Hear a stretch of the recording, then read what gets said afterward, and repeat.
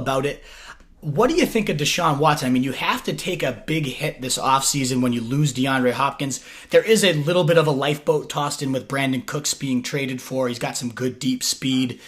But ultimately, how can you not be a downgrade? Do you think Watson's good enough anyways, just like it's not going to be that big of a hit? Or what happened to Watson in terms of your rankings after losing of Hopkins there? I think he's still in the QB1 kind of top 5, 6, if you want to make it 7 tier. Yeah. I have him at 5 now. Before this, I probably would have still had him.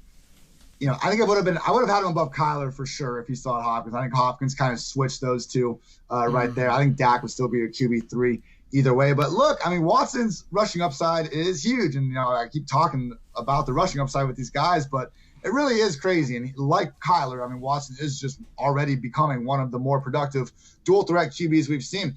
And, I mean, you look at the things that happen with Houston, and it's just one of these situations where if Watson plays 16 games, I just don't see a scenario where he's not going to be a fairly high-end QB1. This Texans defense was the worst defense in the league last year in yards allowed per play. They're much better when J.J. Watt's out there, but, I mean, as we've seen, that's far from a given. They just didn't do anything to help their defense out. So I don't think the defense is going to be any better. And, yes, we got rid of DeAndre Hopkins, but now we kind of have this weird, 4 wide receivers that all kind of have speed and can do some fun things between Cooks, Fuller, Kenny Stills still there. I mean, even Randall Cobb looked all right last year. So if David Johnson can look like he did pre-injury, I mean, look, it's a lot of ifs. I'm not saying Texans are going to be good, but if Watson's healthy, there's enough guys there for him to put up numbers and everything. I understand if you want to slide him down kind of in that QB1 tier, but I think anyone that kind of has him outside that top 6, top 7 at the absolute latest, probably thinking a little too far into it, because this is a guy we've seen just take over games.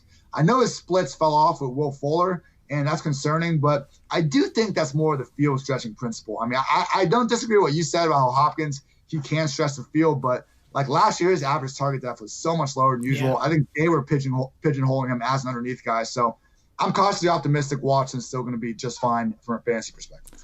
You emphasized all that speed they have, and you look at Pro Football Focus's deep passing. I mean, Watson slings maybe one of the best deep balls in the league. First in adjusted deep ball completion percentage at 54.1%, which is an insane completion percentage. 5th in deep yardage, and 2nd in deep TDs with 11 of them. And now, 4.32, 4.33, Will Fuller, Brandon Cooks, 4.38 with Kenny Stills. And you mentioned Randall Cobb, 4.46. I mean, not in his prime anymore, but still could blaze it and still, probably can. There is a lot of upside. And what if they're, it seems strange that they're getting all these very similar skill sets. But ultimately, what if that means they're just going to put 4 wide and just kind of just go crazy and play some backyard ball? You never know. It's a new play caller and Tim Kelly.